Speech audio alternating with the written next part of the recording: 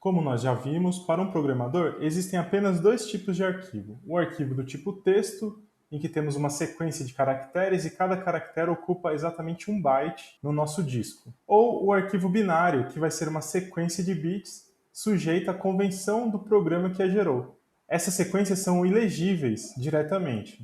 Por exemplo, se tentarmos ver o conteúdo de um arquivo executável gerado pelo compilador de CC, vamos ter essa resposta do comando less.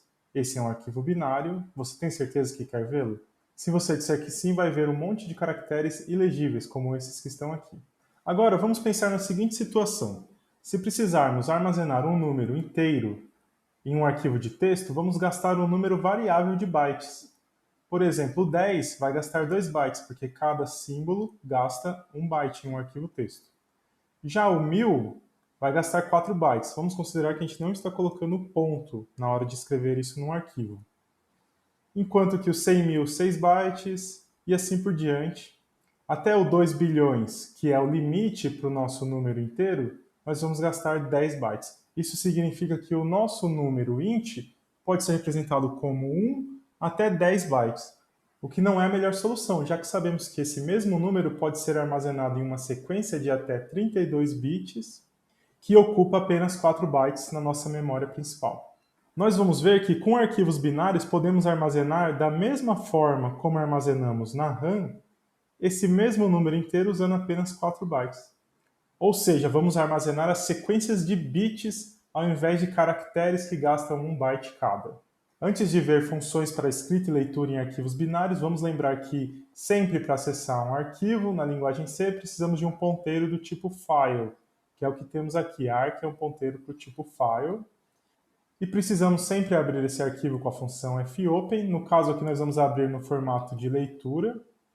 E vamos usar o B para indicar que o arquivo que vamos abrir agora é um arquivo binário. Verificamos se a abertura foi realizada com sucesso, caso contrário o programa é interrompido e temos essa mensagem de erro.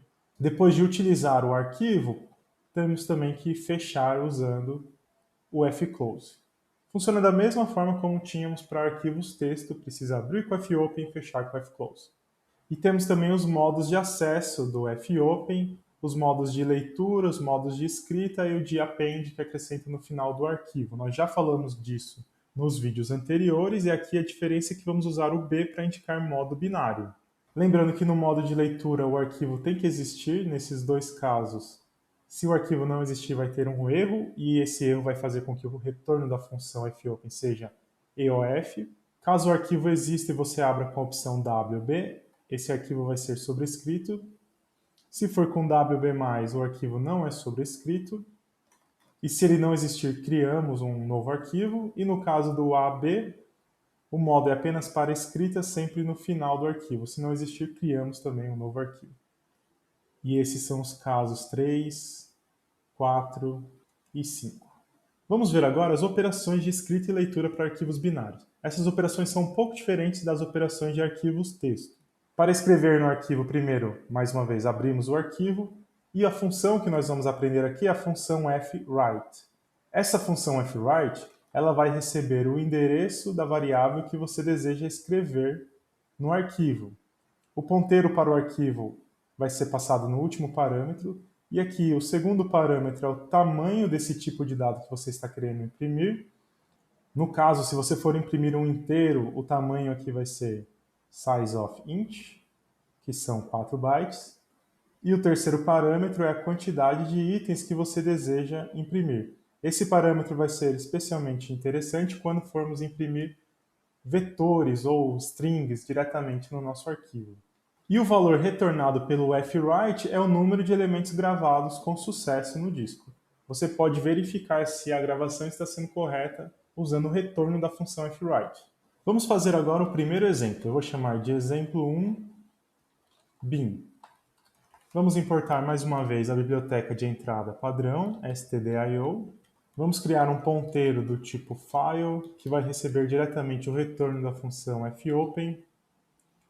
Eu vou escrever em um arquivo chamado teste.bin. E o modo de abertura desse arquivo é o modo de escrita W e é um arquivo binário B. Vamos verificar se não houve nenhum erro ao chamar o fopen. Se houver um erro, arc vai ser igual a nulo. e nesse caso nós vamos imprimir aqui com p-error e return 1, nossa função principal vai ser encerrada.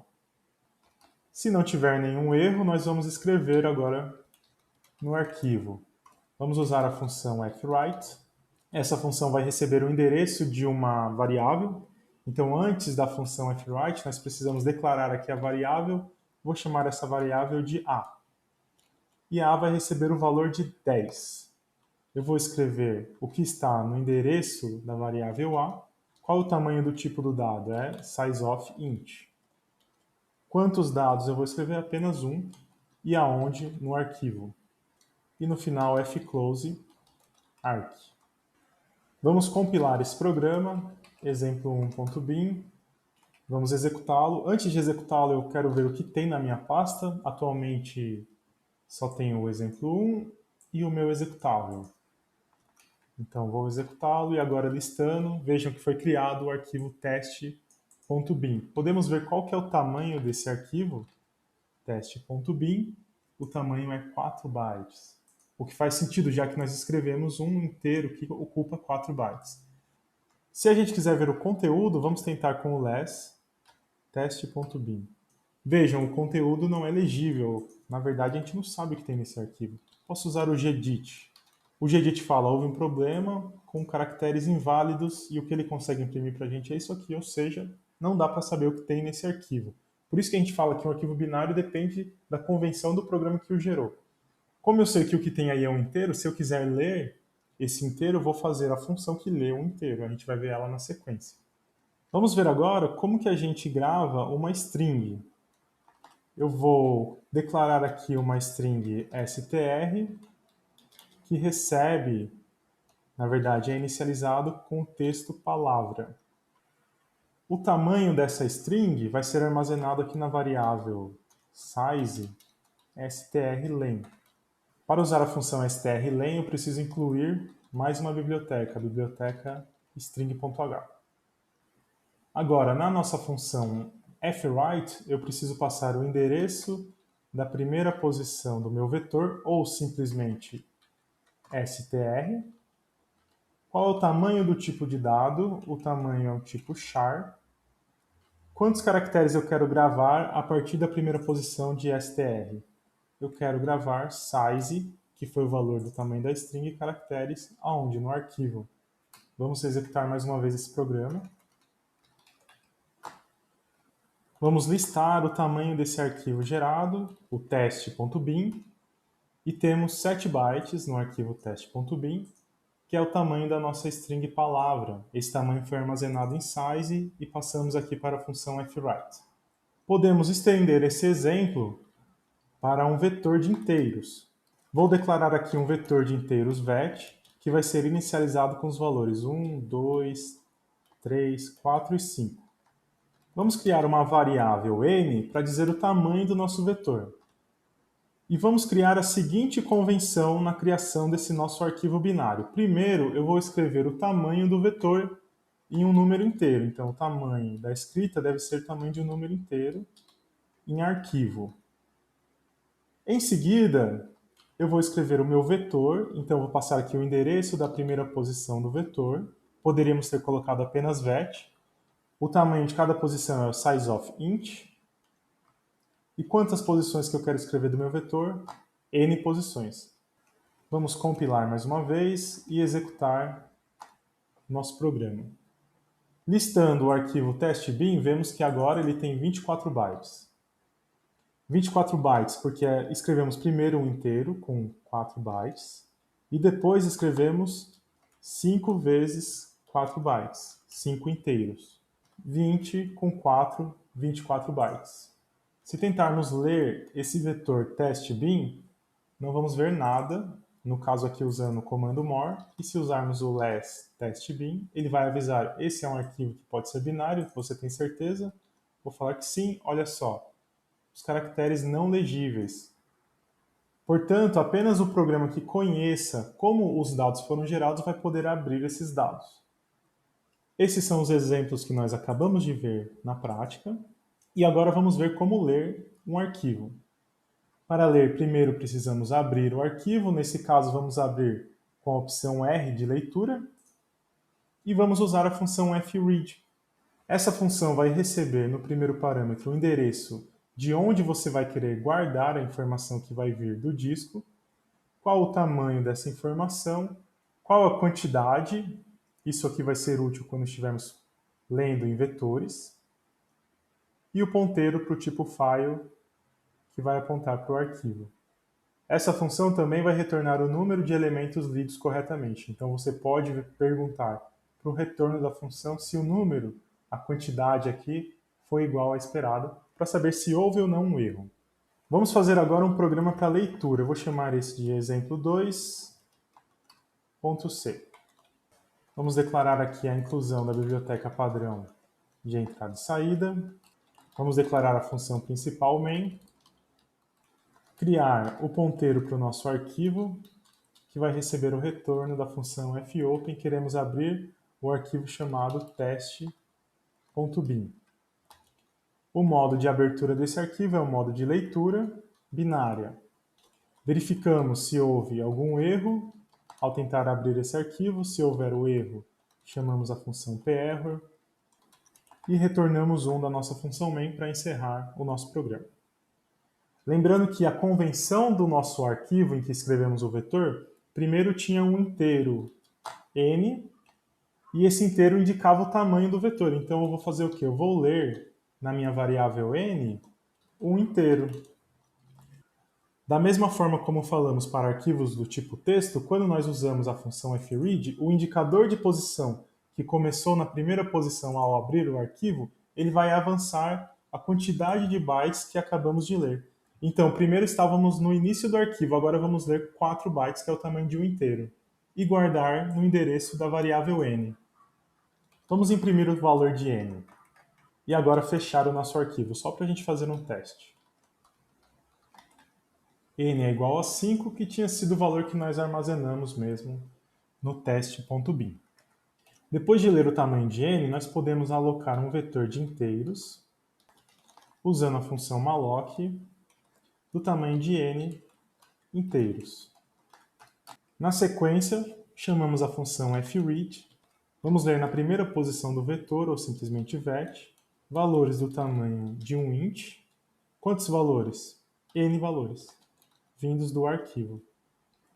Depois disso, eu vou fazer um for para imprimir todos esses valores, com indo de 0 até n. Vou imprimir o valor de i e depois o valor que está armazenado em vet de i. Aqui faltou o i e aqui também faltou declarar o i. Na linha 23 temos o fclose e precisamos também fazer um free desse vetor que foi alocado dinamicamente aqui. Vamos executar mais uma vez. Aqui tivemos um erro, a função malloc não foi reconhecida, isso porque nós precisamos incluir outra biblioteca, a stdlib.h, para poder usar malloc e free. Agora sim, foi compilado sem erro. Vamos executar o programa. Temos n igual a 5 e depois 0. Ficou estranho aqui o que a gente fez. Eu acho que é porque faltou um /n nesse printf. E agora sim, temos 5 elementos gravados no nosso teste.bin. O primeiro é o 1, depois o 2, o 3, o 4 e o 5. Dessa forma, nós conseguimos agora ler o tamanho do nosso vetor e depois ler o vetor de uma vez só após a alocação dinâmica. No exemplo 4, nós fazemos algo um pouco mais simples ainda. Nós estamos lendo um inteiro e depois um caractere. Vocês podem olhar com calma esse código depois. E o exemplo 5 é exatamente esse que nós acabamos de codificar. Para finalizar, nós temos aqui alguns comentários sobre o indicador de posição, que sempre que abrimos o arquivo ele começa no início. Acabamos de falar isso. Sempre que escrevemos ou lemos itens, o indicador ele avança automaticamente a quantidade de itens que foi lido. Então, nesse caso aqui, se a gente lê um inteiro, o indicador vai avançar o número de bytes correspondente a esse inteiro. E quando chegamos no final do arquivo, a função fread retorna um valor diferente do count que tinha sido passado para ela. Isso é muito parecido com o que tínhamos com arquivos do tipo texto. Então, da mesma forma, nós podemos criar um laço enquanto o fread não for Diferente de zero significa enquanto ele estiver retornando valores maiores do que 1, que é o caso que a gente está lendo 1 por vez, nós imprimimos o valor que foi lido na variável n. Olha aqui, declaramos n, o endereço de n é onde vai ser guardado o fread, e imprimimos o valor de n enquanto esse laço for verdadeiro. E no final fechamos o arquivo.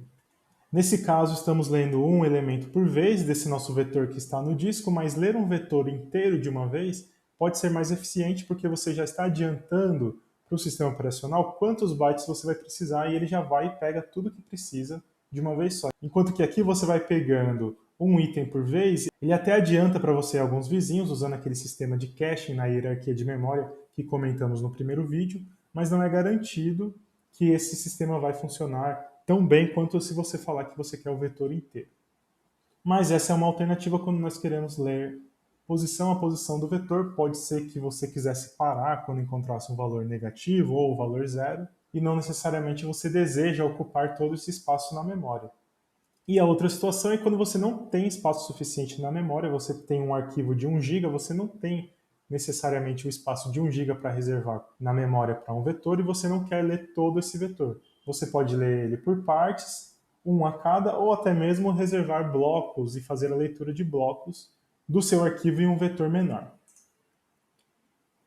Então é isso, pessoal. Dúvidas, escrevam no fórum da semana ou nos comentários aqui do vídeo.